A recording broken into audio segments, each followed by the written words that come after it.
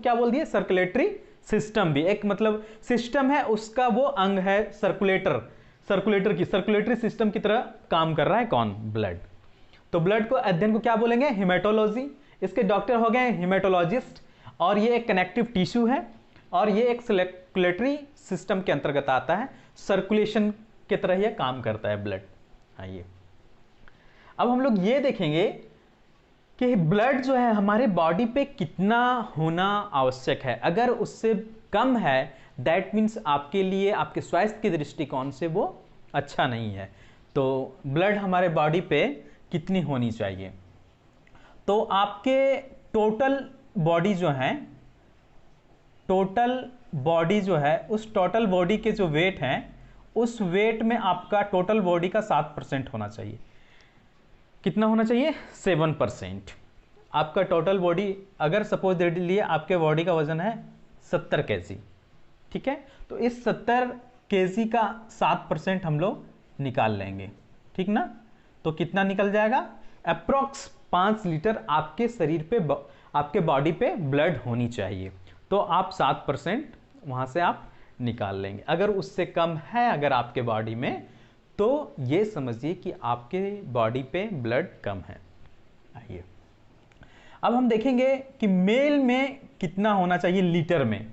तो 5 से 6 litre mail में जो है जनरली जो देखा जाता है कि 5 से 6 लीटर ब्लड होता है, ह्यूमन ब्लड।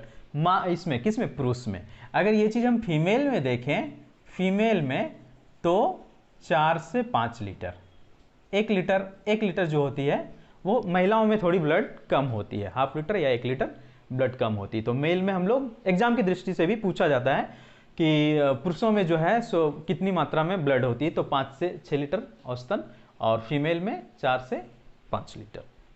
ठीक है, याद रहेगा ना। महिलाओं में कम होता है ये तो आपको याद ही हो गया होगा। अब इसे दूसरे साइंस में ना जोड़ लें, ठीक है, कि महिलाओं में कम है तो उन लोग ताकत में कम होती है, हो भी सकता है। चलिए अब हम लोग देखेंगे कि ब्लड का जो पीएच मान होता है, एग्जाम में पूछता है कि पीएच मान कितना होता है, तो 7.4%। ब्लड का पीएच मान कितना हो गया, 7.4%। ये पीएच क्या है, ये power of hydrogen, power of hydrogen, power hydrogen है जो 7.4 है। एक्चुअली कोई सॉल्यूशन है, उस सॉल्यूशन में कितने हाइड्रोजन आयन है उसके लिए हम लोग क्या करते हैं, एक स्केल लेते हैं और उससे हम लोग मेजरमेंट करते हैं। तो उस मेजरमेंट के आधार पे ही हम उसे हम बोलते हैं। अब 7.4 है तो देखिए 0 से अगर 7 है, इस बीच में है पावर ऑफ हाइड्रोजन आयन, तो ये हमारा एसिडिक हो जाएगा और ये हमारा बेसिक नेचर का, ये क्षारीय हो जाएगा और ये अम्लीय। अगर 0 से 7% के बीच में अगर पीएच मान रहे किसी भी सॉल्यूशन का, तो वो क्या हो जाएगा, अम्लीय। और अगर 7 से लेके 14 के बीच में रहेगा तो वो क्षारीय हो जाएगा। अब ये जो 7.4 है दैट मीन 7 से थोड़ा सा आगे बढ़ रहा है तो हल्का क्षारीय हम कह सकते हैं। अगर ब्लड के बारे में जाने कि ब्लड कैसा है तो हल्का हम उसे क्षारीय बोलेंगे। ठीक है, अब ब्लड के बारे में जनरली आप देखे होंगे क्षारीय, कभी जनरली बचपन में अगर हाथ कट जाते थे तो हम लोग मुंह में ऐसे लेके ये कर लेते थे, तो वहाँ पे उसका टेस्ट आप देखे होंगे कि हल्का क्षारीय लगता है। आइए अब हम लोग और आगे जानेंगे ब्लड के बारे में। तो ब्लड जो है इसके 2 पार्ट होते हैं, ब्लड के 2 पार्ट हैं, एक हमारा लिक्विड पार्ट है और एक हमारा सॉलिड पार्ट है। लिक्विड पार्ट जो होता है वो 55% और ये 45%। ब्लड एक लिक्विड पार्ट है, एक सॉलिड पार्ट है। लिक्विड पार्ट कितना 55% और सॉलिड पार्ट हमारा कितना 45%। कहीं कहीं किसी किसी किताबों में आपको ये 60% मिलेगा, तो फिर इसे आप 40% देख लेंगे। ठीक है, अगर ये 60% कहीं किताबों में मिलता है तो ये 40%, और अगर दोनों के कंपैरिजन करके लेके चलेंगे तो 50 to 65 इसको 50 to 60 इसको ले लेते हैं और 40 to 45 इसको ले लेते हैं ऐसे। अब ये लिक्विड पार्ट जो होता है वो क्या होता है, तो ये लिक्विड पार्ट जो है हमारा प्लाज्मा, और जो सॉलिड पार्ट है वो हमारे सेल होते हैं, या इसी को कॉर्पुसल्स बोलते हैं, कनिका बोलते हैं हिंदन में, और ये सेल कोशिका।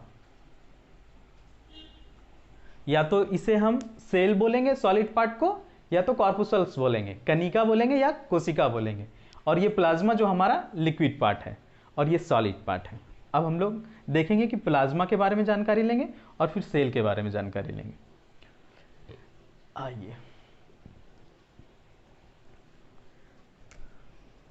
ये प्लाज्मा, ये हमारा सेल, या इसी को कॉर्पुसल्स बोलते हैं, कनिका। इसमें हमारा आरबीसी हो गया, डब्ल्यूबीसी हो गया और प्लेटलेट्स हो गया। 3 तरह के हमारे इसमें सॉलिड पार्ट में कॉर्पुसल्स होते हैं। आरबीसी को हम लोग रेड ब्लड सेल बोलते हैं, या रेड ब्लड कॉर्पुसल्स भी, डब्ल्यूबीसी को वाइट ब्लड सेल भी, और या वाइट ब्लड कॉर्पुसल्स, और प्लेटलेट्स को प्लेटलेट्स। हम लोग पहले प्लाज्मा को देखते हैं, फिर हम लोग इस पार्ट को देखेंगे। आइए, प्लाज्मा ये हमारे बॉडी का लिक्विड पार्ट है। हमेशा ध्यान में रखना है कि ब्लड में 2 पार्ट होते हैं, एक लिक्विड पार्ट, एक सॉलिड पार्ट। लिक्विड पार्ट को क्या बोल रहे हैं हम लोग, प्लाज्मा, और ये हमारा जो सॉलिड पार्ट हो गया वो सेल या कॉर्पुसल्स हो गए। अब देखिए, प्लाज्मा जो है, ये प्लाज्मा जो होता है ये हल्का लाइट येलो कलर का होता है। किस कलर का, लाइट येलो, हल्का पीला दिखाई देगा प्लाज्मा। आपने जनरली आप देखे होंगे जब आपके ब्लड को कभी जांच वगैरह कराने गए होंगे, मलेरिया वगैरह या किसी और डिजीज़ का, तो जब आपके ब्लड को लिया जाता है और उस ब्लड को थोड़ी देरी छोड़ दिया जाता है, तो आप देखे होंगे उसमें ऊपर में कुछ पीला सा दिखाई पड़ता है, वही हमारा प्लाज्मा होता है। और एक्चुअली उससे हम लोग सीरम पार्ट को निकाल लेते हैं। इस प्लाज्मा के ही अंदर होता है सीरम पार्ट। हम लोग जब डिजीज़ को पढ़ेंगे तो फिर हम लोग बहुत डिटेल से उसको देखेंगे। तो प्लाज्मा हमारा लिक्विड पार्ट है, ये लाइट येलो। ये लाइट येलो किस कारण से होता है, तो एक बिलीरुबिन नाम का पिगमेंट है, बिलीरुबिन। ये बिलीरुबिन क्या है, एक पिगमेंट है। क्या है, एक पिगमेंट। पिगमेंट को हिंदी में क्या बोलते हैं, रंजक, जो रंग प्रदान करने का काम करता है।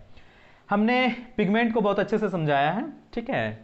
हीमोग्लोबिन जब हम बता रहे थे उस समय, जब हम लोग इसमें भी पढ़ेंगे, आरबीसी के अंदर हीमोग्लोबिन होता है, और हीमोग्लोबिन के ही कारण ब्लड का रंग लाल होता है, और वो किस कारण से होता है, तो उसमें जो पिगमेंट पाया जाता है उसके कारण से।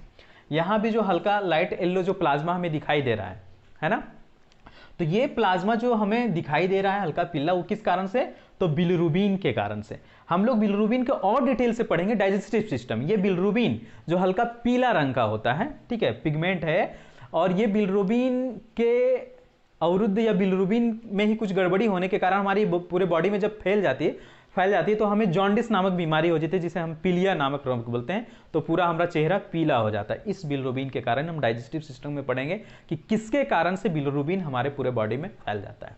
इसलिए आप लोग क्लास मिस नहीं कीजिएगा, सारा क्लास को देखिएगा। तो प्लाज्मा जो है ये लाइट येलो है, ये, और इस लाइट येलो किस कारण से हो रहा है, तो ये बिलीरुबिन पिगमेंट के कारण हो रहा है, ठीक है। अब देखिए, अब हम लोग सेल में आ गए। यहाँ पे जो इसका सॉलिड पार्ट हो गया ब्लड का, उसमें है हमारा आरबीसी, डब्ल्यूबीसी, प्लेटलेट्स। अब हम लोग जानेंगे कि आरबीसी के बारे में जानेंगे, फिर डब्ल्यूबीसी के बारे में जानेंगे, और तब फिर हम लोग प्लेटलेट्स को जानेंगे। देखिए, आरबीसी जिसे रेड ब्लड सेल या फिर रेड ब्लड कॉर्पुसल्स बोलते हैं, कनिका, रेड ब्लड सेल्स या रेड ब्लड कॉर्पुसल्स। ये आरबीसी जो है, इसी आरबीसी के अंदर जो है हमारा हीमोग्लोबिन पाया जाता है, और इस हीमोग्लोबिन के बारे में मैंने पिछले क्लास में बहुत ही अच्छे तरीके से हीमोग्लोबिन को डिस्क्राइब कर दिया है। आरबीसी, डब्ल्यूबीसी और प्लेटलेट्स में सबसे ज़्यादा अगर संख्या में पूछा जाए कि कौन सा है, तो हमारे ब्लड में सबसे जो ज़्यादा मात्रा में होती है वो आरबीसी ही होती है। ये मिलियन में होती है आरबीसी। क्या होती है? तो ये मिलियन में हमारे ब्लड में पाया जाता है आरबीसी। ठीक है। आरबीसी जिसके अंदर हीमोग्लोबिन है, और हीमोग्लोबिन का कार्य क्या था? तो ऑक्सीजन का परिवहन करना और कार्बन डाइऑक्साइड का। ठीक है। तो इस आरबीसी को हम लोग साइंस में किस नाम से जानते हैं? जनरल भाषा में इसे आरबीसी बोलते हैं, डॉक्टर लोग इसे बोलते हैं इरिथ्रोसाइट्स। इरिथ्रोसाइट। जब आप ब्लड की जांच कराने जाइएगा तो वहां पे आरबीसी के बारे में इरिथ्रोसाइट लिखा हुआ रहेगा, वहां आरबीसी नहीं लिखा हुआ रहेगा। तो आप इरिथ्रोसाइट जब देखेंगे तो बहुत अच्छे से जान जाएंगे कि ये मेरे आरबीसी के बारे में बताया जा रहा है। अब देखिए, ये आरबीसी जो है, ये आरबीसी का जो हमारे बॉडी, जो हमारे ब्लड में आरबीसी है, इसका जीवन काल कितने दिनों तक होता है? अगर ये आरबीसी हमारे है तो इस कितने दिनों तक हमारे बॉडी ब्लड में जीवित रहता है? तो ये 120 दिनों तक। एग्जाम की दृष्टि से पूछता है कि इसका जीवन काल कितना है, तो 120 दिन। जीवन काल कितना हो गया? 120 दिन। और 120 दिन के बाद ये क्या होता है? तो ये डेड हो जाता है। और डेड होने के बाद ये कहां चला जाएगा? तो ये स्प्लीन में चला जाएगा। स्प्लीन में चला जाएगा और लीवर में भी कुछ मर जाता है। स्प्लीन को हिंदी में क्या बोलते हैं? प्लीहा। लीवर को जिगर। अब देखिए यहां पे ये आरबीसी सबसे पहले बना कहां? तो ये हमारे बोन मैरो में बना। कहां पे बना? तो ये बोन मैरो में बना। बोन मैरो के क्या बोलते हैं हिंदी में? तो अस्थि मज्जा। आरबीसी कहां बना? तो बोन मैरो में। बोन मैरो क्या होता है? तो हमारे जो बड़ी बड़ी हड्डियां होती है, लंबी लंबी हड्डियां जो होती है, इसके बीच में जो खोखले होते हैं, यहीं पे हमारा आरबीसी का निर्माण होता है। और ये आरबीसी बनने के बाद 120 दिन तक इसका कार्यकाल है। 120 दिनों के बाद ये मर जाता है। कहाँ पे मरता है? तो स्प्लीन में मरता है। स्प्लीन में मरने के बाद ये पुनः जीवित भी होता है, और जीवित होता है तो इस स्प्लीन में यहाँ पे रहता है। इसीलिए स्प्लीन को ब्लड बैंक भी बोलते हैं। Blood bank. जब हमारे बॉडी में कभी किसी डिजीज के कारण जब हमारा बोन मैरो में ब्लड ना बनने लगे, आरबीसी ना बनने लगे, तो वो स्प्लीन में जो स्टोर है उस ब्लड का यूज कुछ दिनों तक वो करता है। उसके बाद धीरे धीरे आप किसी भी डिजीज, वो कितना दिन तक ये ब्लड बैंक से वो ब्लड को पूरा बॉडी को देगा? यहाँ तो बन नहीं रहा है, तो कुछ दिनों तक वो ब्लड बैंक से अपना काम करता है बॉडी, और धीरे धीरे बॉडी हमारी डिटेरियोरेट होते जाती है, और अंततः फिर हम अपने शरीर को खो देते हैं जब हमारा डिजीज अच्छे से ठीक ना हो पाता है। तो ये आरबीसी के बारे में था, और हम लोग अब डब्ल्यूबीसी के बारे में जानेंगे। हमें लगता है बहुत अच्छे से समझ गए होंगे आरबीसी को। आरबीसी को रेड ब्लड सेल या रेड ब्लड कॉर्पुसल्स भी बोलते हैं। इसमें हीमोग्लोबिन पाया जाता है जो ऑक्सीजन और कार्बन डाइऑक्साइड का परिवहन करता है। और एक ये बात यहाँ ध्यान रखने वाली बात है कि जो हमारे ब्लड में है वो